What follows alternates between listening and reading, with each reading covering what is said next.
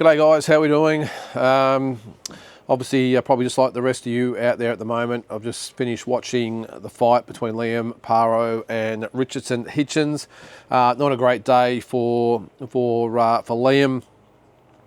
He relinquished his IBF 140-pound title in a pretty one-sided decision in the end. Look, I think Liam will look back at this fight as being a very, very frustrating day and maybe an opportunity that was maybe missed. The final scores, by the way, of the judges, which was very, very surprising. Normally, the Aussies are sort of on the end of some dodgy decisions, or some questionable decisions. At this time, it was actually Liam that was on the end of a very, very generous scorecard. So the official scorecards were 117-111 for Liam Paro, and the other two were 116-112 for Richardson Hitchins, and that's the exact score I had. I had at 116-112 for Hitchins, and look, I was probably being a bit generous, I thought, in maybe one of those or two of those rounds. I thought that I think from memory, I've got scorecards here. I had Liam winning 3 of the first 4 rounds. I thought he started really well. The pressure was up. Really put the pressure on Hitchins to the extent where Hitchins was really struggling to find his range. Liam, it was being in and out, really picking his shots and putting the pressure on, as I said.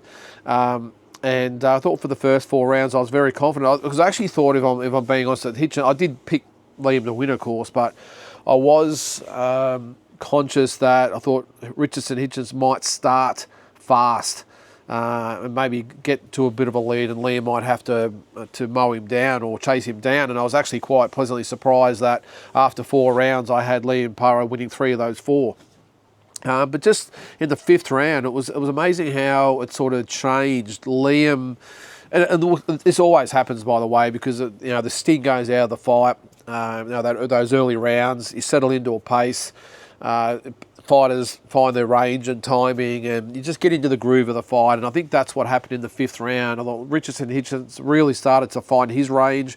His timing was impeccable. I just thought Liam made it probably a little easier for him by it was very, very predictable in what he was doing. Whereas in those first 4 rounds, and I think actually Hitchins said after the fight that the way Liam was sort of moving in and out really upset his rhythm and really made it hard to time the right hand. But after the 4th round, I just thought that Liam Paro just made it a lot easier for Hitchins by not changing things up, and it made or allowed Hitchins to make some adjustments, to maybe just time him a little bit better. And I think the game plan from Liam Paro was good to some extent. But as I said, I just think the fact that he didn't change the game plan when Richardson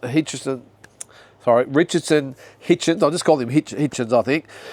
So when Hitchins made his adjustments, Liam couldn't then make his own adjustments, if that makes sense. So Liam Paro, great start, 3 out of the 4 rounds. Hitchins then adjusted to what Liam was doing, and then, as I said, Liam just struggled to then counter Hitchins. And really from the 5th round to the end, I just thought it was all Hitchins. I did give Liam Paro the 9th round, but I thought I was actually being pretty generous, if I'm being honest. I thought after the 4th round, it was all pretty much one-way traffic. And as I said, it was frustrating because you could sort of see and sense that Liam was just as frustrated as the rest of us. He could see the openings, but every time he got close, Hitchins would just tie him up, spin off to the side, and it was just the inability of Liam to change things up and as I said, make those adjustments that really just put the fight all Hitchins' way. So after the 4th round, I had rounds 5, 6, 7, and 8 for Hitchins. Round 9, I was, as I said, I was a little bit generous giving it to Liam, but then I thought that Hitchins won the last 3 rounds. I know in the interview afterwards, Liam did say that he thought he closed out the fight pretty well. Yeah, look, I sort of beg to differ a little bit, because while he did he did try his best to up the pace and put the pressure on. There was not really anything effective coming from Liam, and that was probably the big thing I think they'll take away from the fight. And I know it's probably hard to sort of explain, but as I said earlier, I just think that when Liam's initial game plan was good, it was really good. Hitchins then adjusted, and then Liam just couldn't do anything after that. So the last probably 5 or 6 rounds were pretty much just just cruising for Hitchins, and he wasn't really taken out of his comfort zone. And that was probably, again, what I think Liam will rue in that. He just, even though he was sort of putting the pressure on, not changing things up, coming in the same way, just bouncing in, bouncing out, I would have actually liked Liam to actually go away from the whole bouncing sort of thing. It's almost like the amateurs do, sort of bouncing on the toes. I would have liked him to maybe be a little bit more flat-footed and really just hunt Hitchins down and put the pressure on him rather than trying to be bouncing in and out and trying to time Hitchins. Maybe just flat-footed and just do it the old-fashioned way, put the pressure on and really get in close and make Hitchins work. Because I thought probably after the 9th round, that Hitchins was starting to feel the pace. I think that, and I think you can almost, I think Liam could almost sense it as well, but again, couldn't really do much about it. I thought that Hitchins' mouth was starting to drop open. The work rate wasn't what it was early in the fight, and I think that was that window that Liam had to really close it back up. But the inability to do it was the difference in the end. And look, it's very, very easy to sit outside the ring, by the way, and say, should have done this and should have done that. And I get that. We're all experts after the fact, aren't we? But I just think, for me, the inability of Liam to get inside and as I said, just change it up and maybe attack from a different angle. Maybe because he was very technical in the fight. He was almost trying to outbox Hitchins, which is a no-no. And that really allowed the pace of the fight and the trend of the fight to go in Hitchins' favour, where all of a sudden he was able to keep his range. He was able to tie Liam up. He was able to spin off to the side. He was able to pretty much run his own race. And again, I know it's easy to sit out here and do these types of these types of videos and say what he should have done and what he shouldn't have done. I get that, but I'm just sort of looking at it from my lens. I just remember thinking during the fight, Liam, you've got to change things up here, mate. He's won the last 4 rounds. You've got to do something to make him think. And Liam just couldn't do it. And I think they'll look back at the tape and just really look at a missed opportunity. Because I got no doubt that Liam can beat Hitchins. I just don't think he fought a good fight today after the 4th round. Because as I said earlier, I thought, just excuse me there, guys. Just got a little bit of a head cold at the moment. I just thought for the first 4 rounds, everything Liam did was perfect. But it was what happened after the 4th round that I think they'll look back at and again be very, very frustrated and say, what did we do wrong or different that allowed Hitchins just to take over the whole fight? So, and look, in hindsight, I mean, you look at all these fights,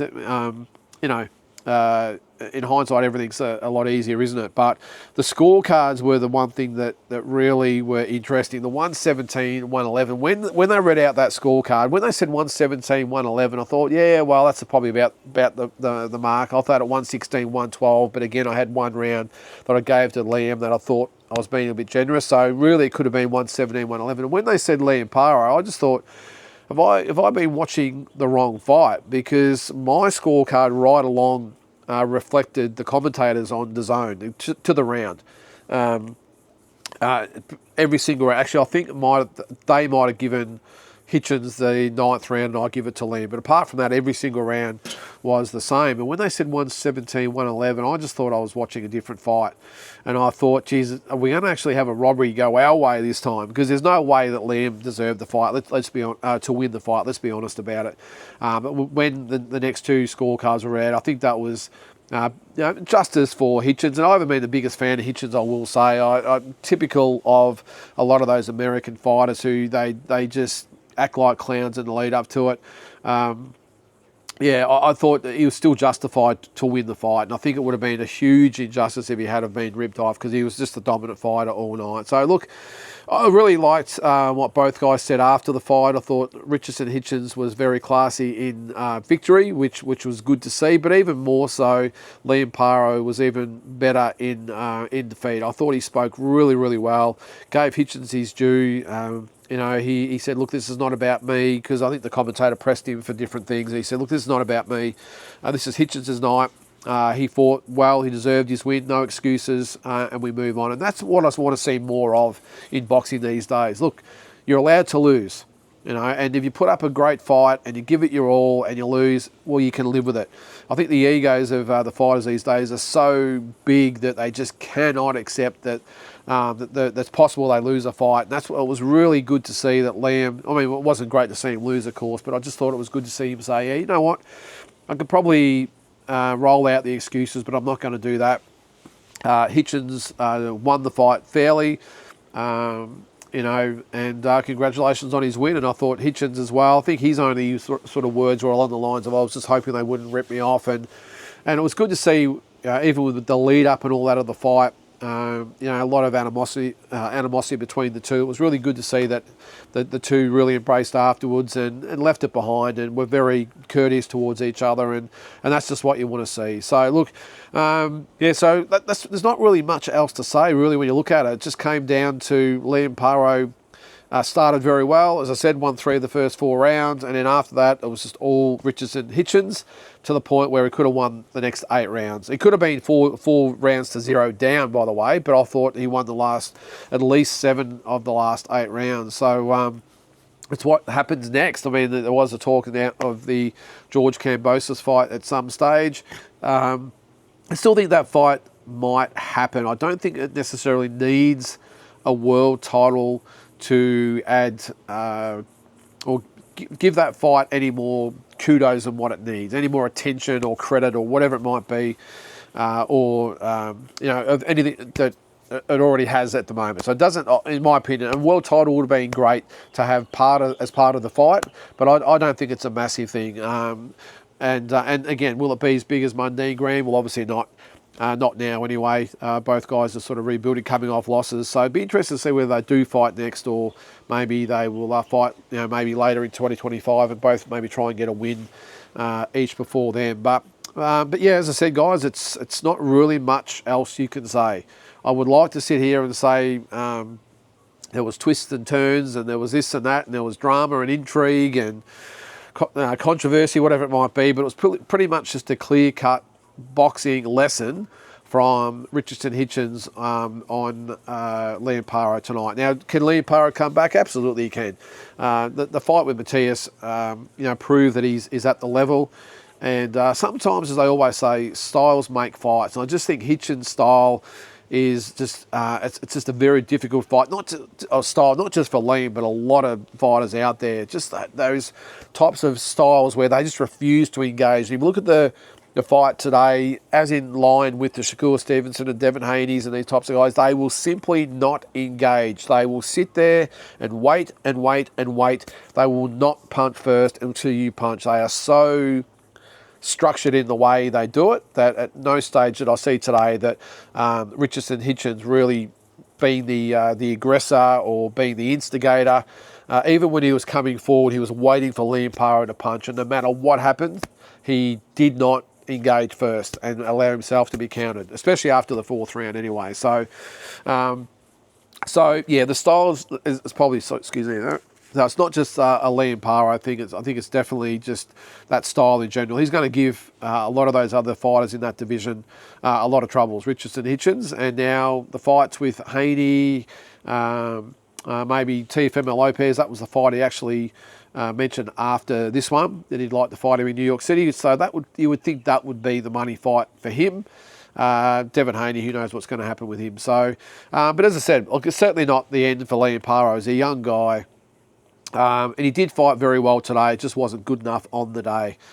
So I think he can definitely come back, but he just needs to get a win or two under his belt, maybe get the Kambosos fight, and you just never know where that will take him. So I'm sure he'll lick his wounds and come back to Australia and regroup and go again. So guys, look, that's it. That's the review. Again, I wish I had more to add, but it was just simply 4 rounds to Liam and then 8 rounds or 7 or 8 rounds to Hitchins. There was they're all pretty clear-cut rounds, I thought. So I wish I had more to add. So, guys, we'll leave it at that. We'll talk more about this, of course, in the walking boxing and talking boxing and other things that we do. But that is the review for Liam Paro and Richardson Hitchins. How did you have it? How did you score it? What did you think that Liam could have done differently, maybe to change the result? And what's next? Let us know your thoughts. Thanks, guys.